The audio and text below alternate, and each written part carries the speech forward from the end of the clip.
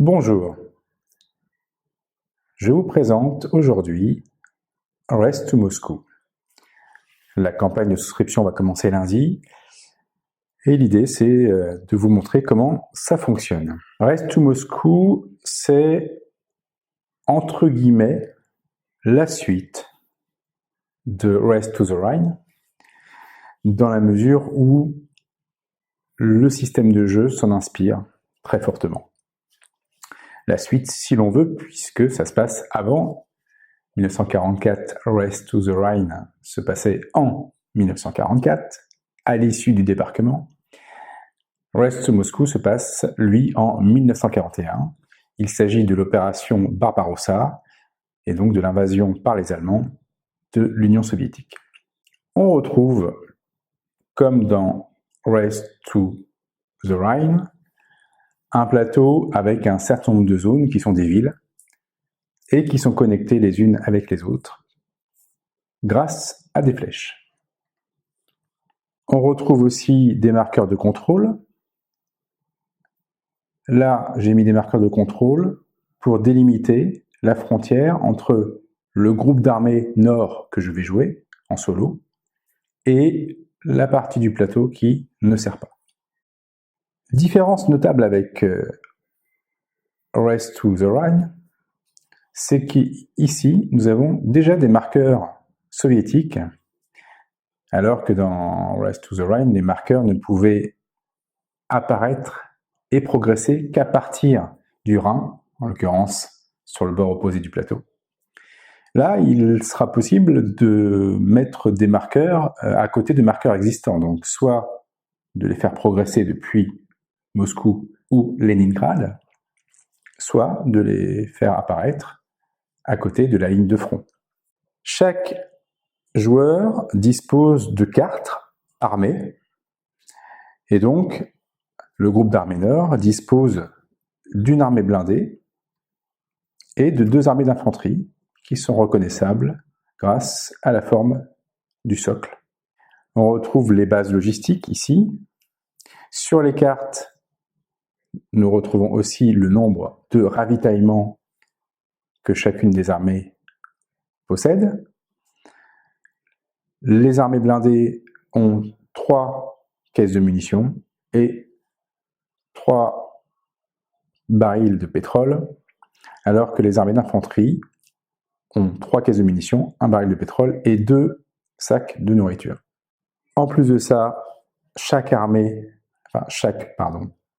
joueur dispose de 5 camions et de 3 locomotives, ainsi que d'un marqueur QG et d'un marqueur Stuka.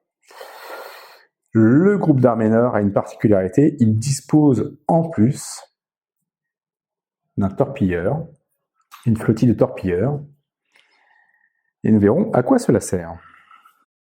Chaque joueur dispose de sa pioche de poursuite, et nous avons une pioche soviétique avec ici bord vert les armées soviétiques et ici bord bleu la réserve stratégique. Donc je mélange la pioche des cartes à bord vert et je mélange aussi la pioche des cartes à bord bleu que je positionne en dessous. Et cela forme la pioche soviétique. Il y a 2 pioches, car lorsque je vais progresser, si je progresse sur un marqueur soviétique, j'irai piocher une carte soviétique.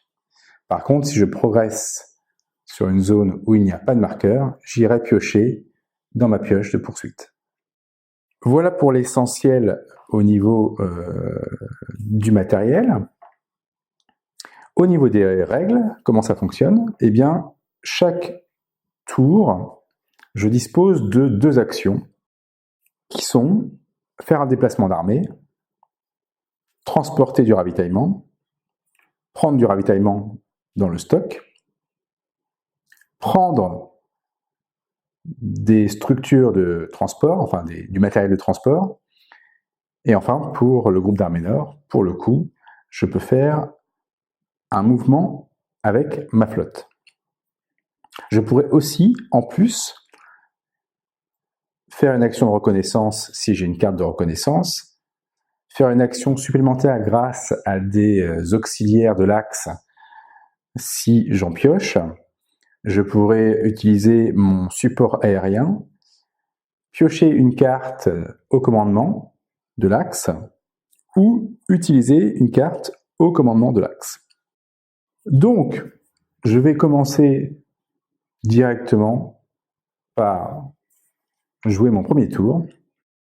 Et l'idée à Rise to Moscow, comme Rise to the Rhine d'ailleurs, c'est vraiment, si possible, de faire des encerclements, d'encercler les forces ennemies. Car si j'encercle des marqueurs soviétiques, ceux-ci vont disparaître, mais ça me permettra aussi de défausser de la pioche soviétique autant d'armées qui viennent marqueurs que j'aurai encerclés. Et donc ça permet éventuellement d'essayer d'éliminer les armées les plus puissantes, celles qui ont les bords verts, avant que la réserve ne puisse être intégrée au reste du paquet. On verra ça dans un second temps. Donc admettons, je décide de faire un déplacement. Il y a une nuance entre les armées blindées et les armées d'infanterie. Les armées blindées peuvent se déplacer jusqu'à 3 zones. Et je ne peux déplacer qu'une armée blindée. Il se trouve que j'en ai qu'une pour ce groupe d'armées. Par contre, je peux déplacer toutes mes armées d'infanterie d'une zone, et je pourrais éventuellement les déplacer d'une deuxième zone, mais il faudra que je dépense un sac de nourriture. Et pour déplacer une armée blindée, il faudra que je dépense une unité de carburant. Donc là, l'idée, ce serait idéalement de contourner par ici, par exemple, pour contrôler cette zone-là, cette zone-là, cette zone-là. Ça permettrait d'isoler ces 3 zones et donc de les encercler. Mais on a une petite nuance sur ce front nord, c'est qu'il y a des ports. Et en fait, une zone est connectée à l'arrière du front russe si le port communique avec une autre zone soviétique. D'où l'intérêt d'utiliser la flottille de vedette, car cette flottille, si je la déplace, et c'est ce que je vais faire en première action, eh bien, en la déplaçant ici, j'interdis la communication par cette zone de mer, et donc, toute voie de ravitaillement, de communication ne peut pas passer par cette zone maritime. Voilà, on va dire que c'est ma première action. Donc ça, c'est une action régulière, le fait de déplacer sa flotte. Alors que le fait d'utiliser son aviation ou le QG, c'est une action optionnelle, non régulière, et qu'on ne peut utiliser qu'une seule fois, tant qu'on ne sera pas passé à ce qu'on appelle l'interphase, qui va permettre de remettre certaines informations à jour, enfin de remettre à zéro certaines choses, dont notamment le fait d'utiliser l'état-major et les Stuka. Du coup, je vais peut-être déplacer... Alors, du coup, je vais utiliser mon Stuka. Donc ça, je vais l'utiliser. Voilà, pouf, je le mets côté hangar, ça veut dire que je l'ai utilisé. Donc, la figurine n'est pas la bonne figurine, puisque ce serait une figurine de Stuka. Et donc, je la positionne sur la pioche que je vais utiliser. Et là, comme j'envisage d'attaquer ici, je vais positionner donc cet avion sur cette pioche, ce qui me permet, premièrement, de regarder la première carte et de voir ce qu'il y a.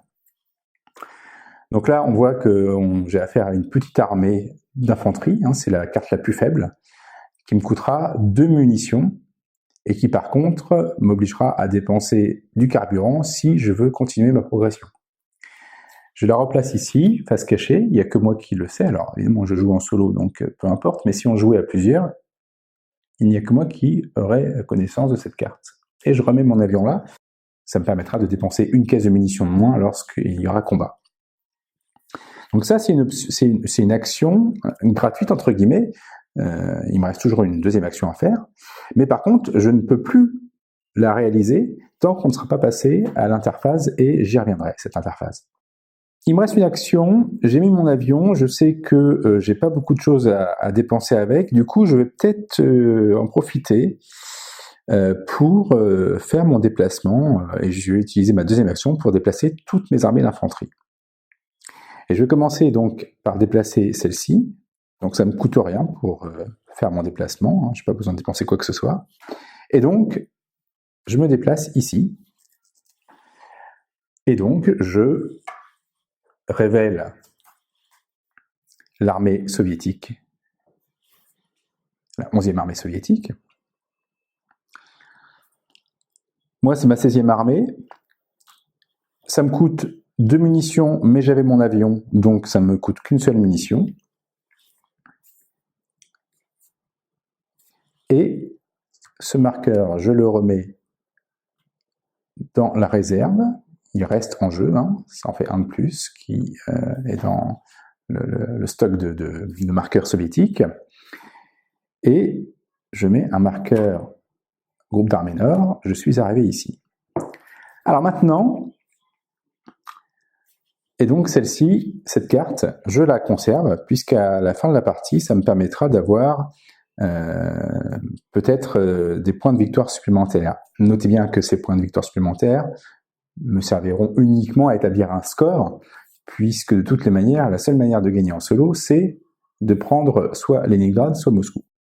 Donc là, je peux, avec cette armée d'infanterie, faire un deuxième mouvement si je dépense une nourriture, et pour le coup, du carburant, puisqu'on a vu que sur la carte, il fallait que je dépense du carburant pour continuer mon déplacement. Mais là, vraiment, c'est tentant de le faire, donc je vais le faire. Je dépense une nourriture, je dépense du carburant, et je continue ma progression sur Panavasi. Je pense que ma prononciation est juste pathétique. Et là, cette fois, je ne vais pas piocher dans la pioche soviétique, mais je vais piocher dans ma pioche de poursuite. Et là, j'espère, parce que dans la pioche soviétique, il n'y a que des armées, plus ou moins puissantes. Alors que dans la pioche de poursuite, on peut avoir des cartes sympathiques qui nous aident. Alors, voyons ce qu'on a. Bon, alors ça, c'est une carte neutre. C'est-à-dire que c'est ni négatif ni positif. Rien ne se passe, en fait. Si ce n'est que j'ai pris le contrôle de cette ville et j'ai fait tout mon déplacement avec cette armée. Alors, j'ai une autre armée qui peut se déplacer. Elle va le faire. Elle va venir ici en soutien de la première armée, car on verra dans ce jeu que le nerf de la guerre, c'est la logistique, et donc il va falloir apporter de la logistique à un moment donné, puisqu'on voit bien qu'à force de combattre et de progresser, eh bien, ça coûte. Ça coûte de la nourriture, ça coûte des munitions, ça coûte de l'essence. Et à l'issue de mes deux actions, la première chose que je vais faire, ça va être déjà de retourner un marqueur contrôle côté rail. Là, on le voit pas bien parce que c'est imprimé noir sur très foncé, donc ça se voit pas. Mais en fait, il y a un rail ici. Et donc, en fait, ma voie ferroviaire, eh bien, je l'étends. Et on voit qu'ici, systématiquement, j'ai des voies ferroviaires chez moi. Et donc là, maintenant, je l'ai étendu ici, ce qui me permettra de positionner des locomotives. Les camions, on peut les placer entre deux points de contrôle, deux marqueurs contrôle que l'on a. Mais les locomotives, il faut qu'on ait des icônes voies ferrées pour les placer. On va jouer la réaction soviétique à l'aide de cette fiche qui m'indique ce que je dois faire en priorité. Et en priorité, il doit y avoir des contre-attaques. Et les contre-attaques, ça consiste à enlever des marqueurs contrôle de l'axe. Simplement, pour enlever un marqueur contrôle, il ne faut pas que ce marqueur contrôle soit adjacent ou avec une armée de l'axe. Donc là, on voit que les deux seuls marqueurs contrôle que j'ai sont avec des armées de l'axe. Donc évidemment, il ne peut pas y avoir de contre-attaque. Dans ce cas-là, je passe à l'étape 2, qui me dit de placer un marqueur soviétique dans une cité dite objectif, donc une cité avec une étoile, un point de victoire, qui se trouve la plus proche d'une armée de l'Axe. Bon, bah là, c'est assez simple, hein, ça va être Riga. Donc, à Riga, je place un marqueur soviétique. Donc, Riga était facile à prendre, et maintenant, Riga devient plus difficile à prendre. Et là, vraiment, j'ai terminé le premier tour, et donc je passe au second tour. Donc, deuxième tour. Alors, entre-temps, je n'avais pas mis en place, j'ai rajouté des locomotives ici qui doivent être mis au niveau de la mise en place. Donc, il y a 9 locomotives à mettre dans le stock. Et là, il y a un certain nombre de locomotives à mettre en fonction du nombre de joueurs. Donc là, en solo, il y en a 4 à mettre ici, dans cette réserve. En outre, j'ai ajouté 2 cartes du haut commandement de l'Axe. Donc, ces cartes qu'on peut utiliser et qu'on peut piocher à l'aide du marqueur QG. Alors là, c'est intéressant pour ce groupe d'armées-là, puisque cette carte-là, ce sont des petites flottilles de transport, et donc ça va me permettre de mettre un élément logistique de chaque type dans un port que je contrôle. Donc ça, c'est pas mal. Et ça me permettrait d'annuler les effets d'une carte partisan. Carte partisan qui se trouve dans ma pioche de poursuite.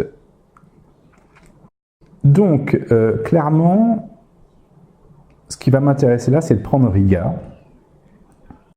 Parce que si je prends Riga, immédiatement, j'encercle cette zone, et donc, ces 3 marqueurs s'en vont, et je récupère, en fait, 3 cartes soviétiques. Donc, non seulement je les enlève de la pioche, donc potentiellement j'enlève des cartes puissantes de la pioche, mais en plus de ça, je les récupère face cachée ici, et donc à la fin de la partie, ça pourra me permettre d'avoir des médailles supplémentaires, encore une fois pour indiquer mon score, puisque c'est pas cette manière-là, je vais pouvoir gagner avec des points de victoire.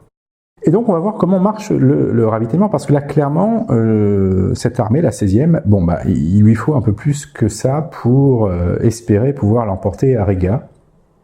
Donc, il faut que je la ravitaille. Alors, le ravitaillement, comment ça marche? De manière générale, il y a plusieurs actions qui sont possibles. Je suis sur cette colonne-là, et sur cette colonne, on me dit que je peux prendre 6 éléments dans la réserve. Donc là, il y a 9 locomotives, je pourrais en prendre 6. Je peux en placer 3 sur le plateau. Et je ne peux en avoir au maximum que 9 dans ma réserve personnelle. Là, j'en ai 1, 2, 3, 4, 5, 6, 7, 8. Voilà, donc ça veut dire que je ne peux pas en prendre plus d'un puisque je suis déjà à 8. Donc ça, on oublie le fait d'en prendre, c'est pas très intéressant.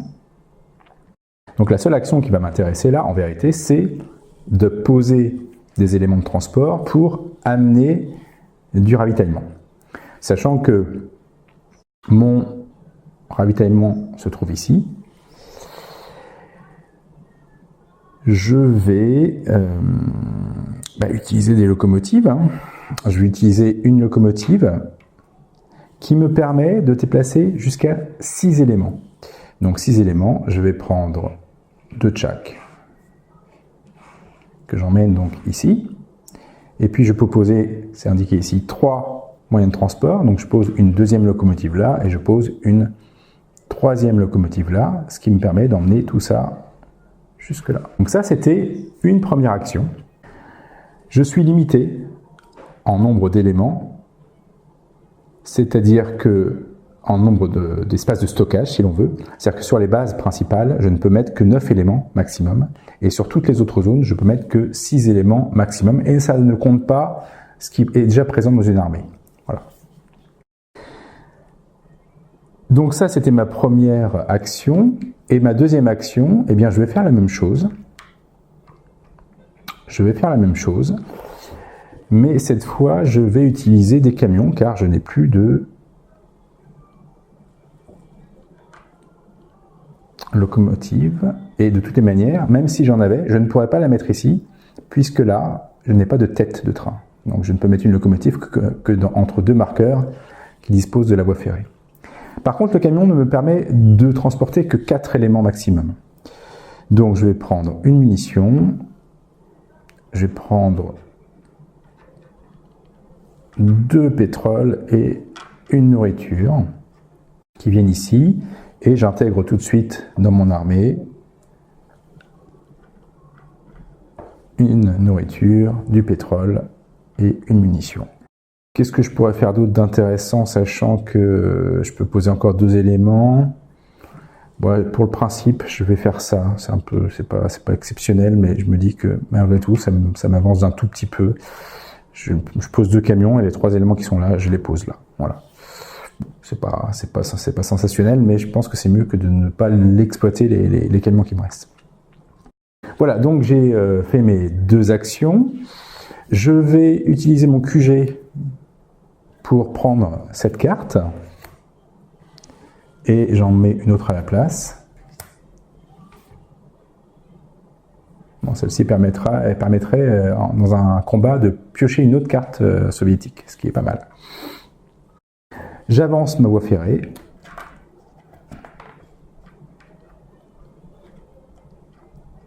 Il ne peut toujours pas y avoir de contre-attaque soviétique, donc je pose un marqueur soviétique, sachant que là, il en reste, après celui que je pose là, il en reste 2, et que si jamais je pose le dernier, la partie s'arrête, et comme pour gagner en solo, il faut avoir pris une ville, et ben donc j'aurais perdu. Et ça me dit que je dois poser ça dans une cité objectif la plus proche d'une armée de l'axe, donc du coup, je mets ça à Tallinn. Donc il va falloir se bouger les fesses pour, au prochain tour, prendre Riga. Donc 3e tour, j'ai reconstitué les réserves de cette armée, la 16e, et donc je vais attaquer Riga, hein, c'est ce qui était prévu, donc j'avance ici, et j'attaque Riga, et donc je pioche une carte soviétique, et nous avons de nouveau une petite armée. Donc je suis assez chanceux sur ce coup-là, 2 fois de suite que je tombe sur des petites armées, qui me demandent donc 2 nourritures pour... 2 caisses de munitions, pardon, pour combattre. Donc c'est ce que je fais, je dépense 2 caisses de munitions. Donc je gagne mon combat. Et je ne vais pas progresser plus loin, parce que j'ai pas envie de dépenser de la nourriture pour progresser plus loin. J'ai pris Riga. Ça, c'est une petite médaille pour moi.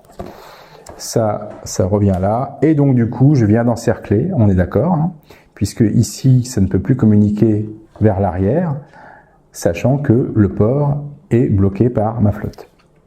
Donc, du coup, ces 3 marqueurs-là, je les enlève, je les remets ici, et je prends les 3 premières cartes de la pioche soviétique, et je les pose ici, ça me fera des bonus. Et ça fait d'autant moins de cartes de forte valeur. Je rappelle qu'au-dessus, nous avons les armées actives soviétiques et en dessous, la réserve qui est moins forte. Les armées de la réserve sont un peu moins fortes. Et je place ici des marqueurs, groupe d'armées nord, puisque tout ça maintenant, c'est moi qui le contrôle. Donc ça, c'était ma première action. Là, j'ai un peu le champ libre, donc du coup, c'est peut-être le moment de faire progresser mon armée blindée, donc 2e action. Donc là, par contre, l'armée blindée, si je veux la déplacer, je dois dépenser du pétrole. Et donc, je vais faire 1, 2, et je vais faire 1, 2, 2, 2, 2. Qu'est-ce que je fais là maintenant? Je suis là, qu'est-ce que je fais? Je vais à Dunabur ou je vais à Jekipolopis? Chez Kelopils.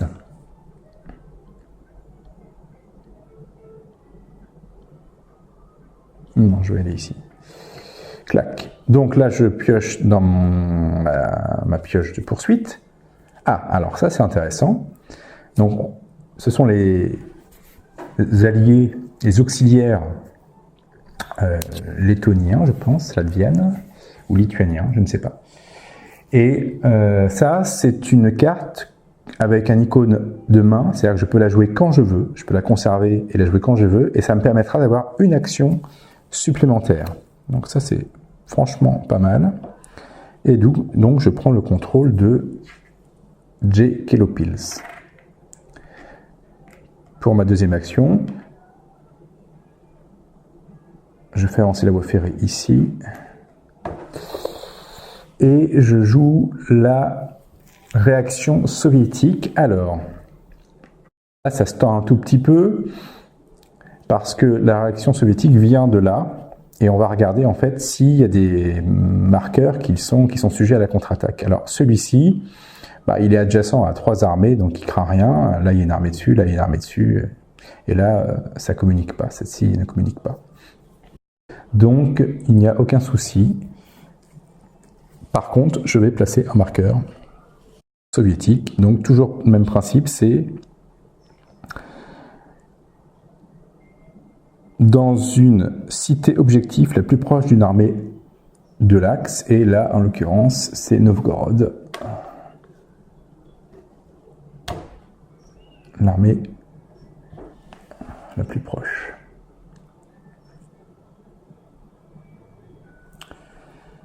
Voilà. Et ainsi de suite. La seule chose qu'on n'a pas vue, c'est l'interface. J'y reviendrai dans une prochaine vidéo peut-être, en mode multijoueur, ce sera sympa. Voilà, donc Race to Moscow, c'est ça, c'est de la gestion logistique par rapport à des axes de conquête. Et ça se joue malgré tout, tout à fait simplement. Voilà. Je vous dis à bientôt et je vous invite à venir voir ce qui se passe sur le Kickstarter qui débute lundi 18 novembre. À bientôt!